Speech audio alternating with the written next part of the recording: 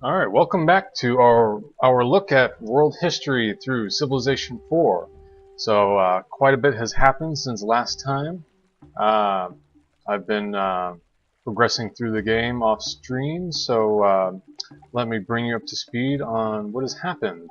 Well, we've discovered some new technologies, writing most notably, which allowed us to start building some libraries. And we built one already in our capital, Washington. You can see over here, our library is producing culture and science and learning. It's helping our innovation, uh, and it's also allowed us to employ two of our citizens as scholars here in the city itself, rather than employing them out in the fields, harvesting food and raw materials and other goods. We've been able to send them into the city and train them to be scholars in the library, which has boosted our science and our culture. And one of these days, we might have a great scholar emerge from these scholars, an innovative thinker who will, bring about a breakthrough in our learning on some subject. All right, so this is part of what we would call a complex society. All right. What do we mean by complex society? Well, and this is the term they use nowadays rather than civilization. The word civilization is kind of outmoded. By complex society, we mean a society that has a complex division of labor, for one thing. Okay, so unlike a hunter-gatherer tribe where everyone helps out with all the different tasks, pretty much does the same thing. Everyone's involved in gathering food and making simple tools, raising children. I mean, there are a lot of really complex tasks to do. Some people might fish, some people might hunt, some people might gather food, but it's a pretty simple division of labor.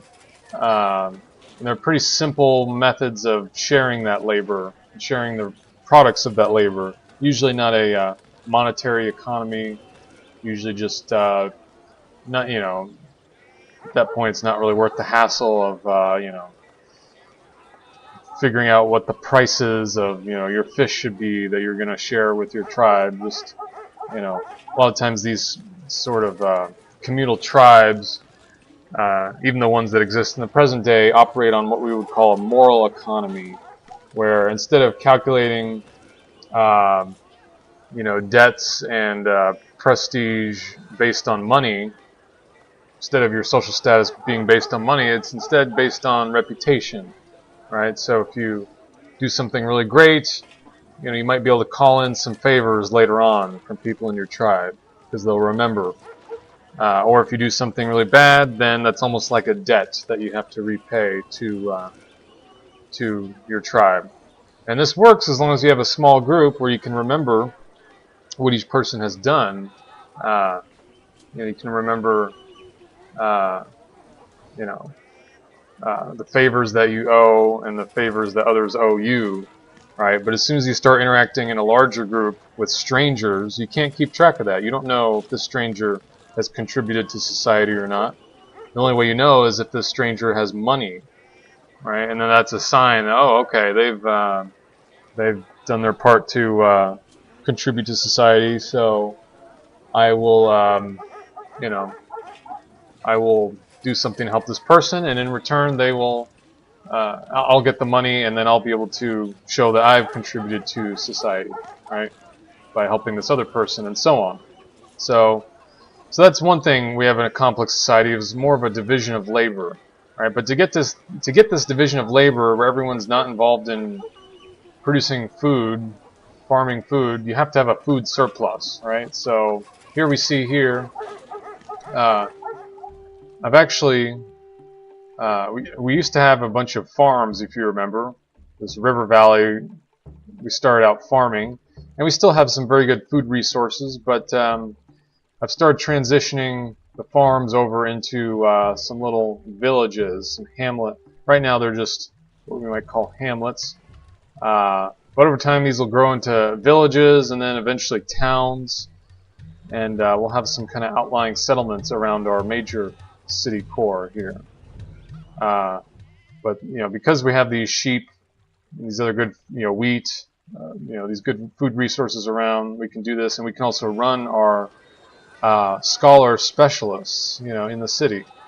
So we can afford to support that. We can afford to support a permanent standing army, in this case of archers, and there's a few other, warriors,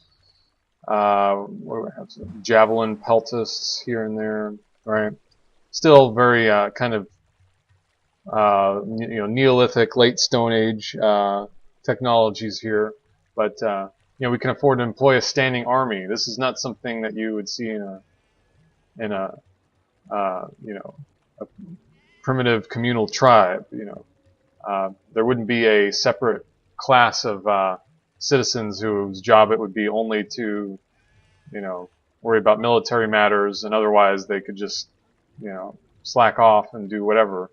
No, in those societies everyone would be expected to contribute to the food production, but in a complex society there's enough food surplus where we can have these archers always on the ready, being archers 24 hours a day.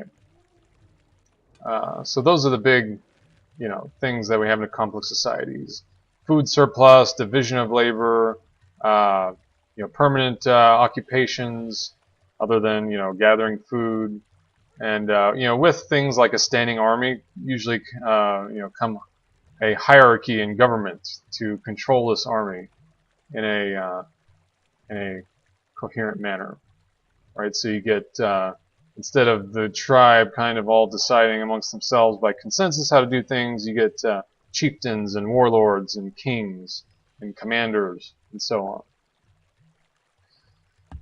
So we've definitely kind of progressed here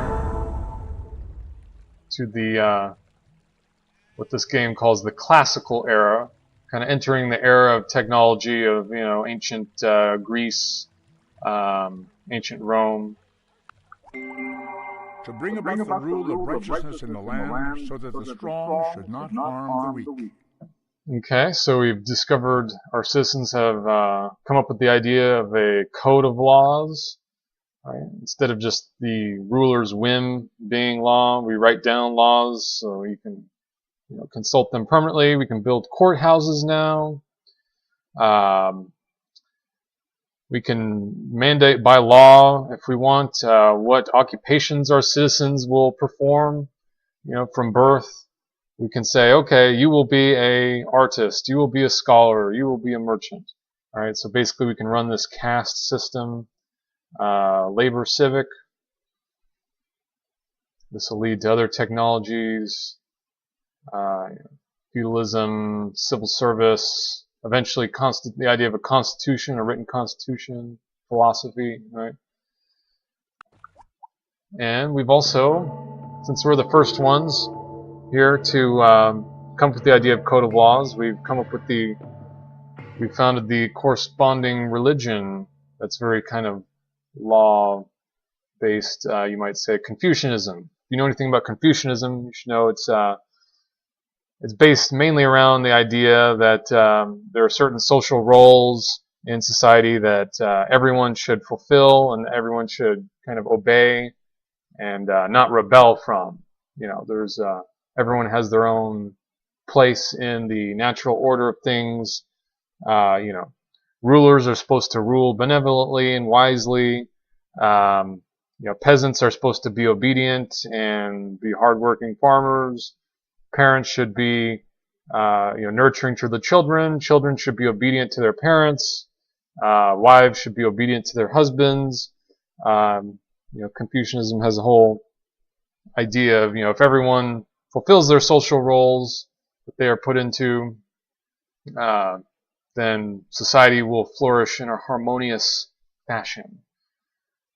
Right. And now we have a choice of what to research next. I think I'm going to go with probably the wheel.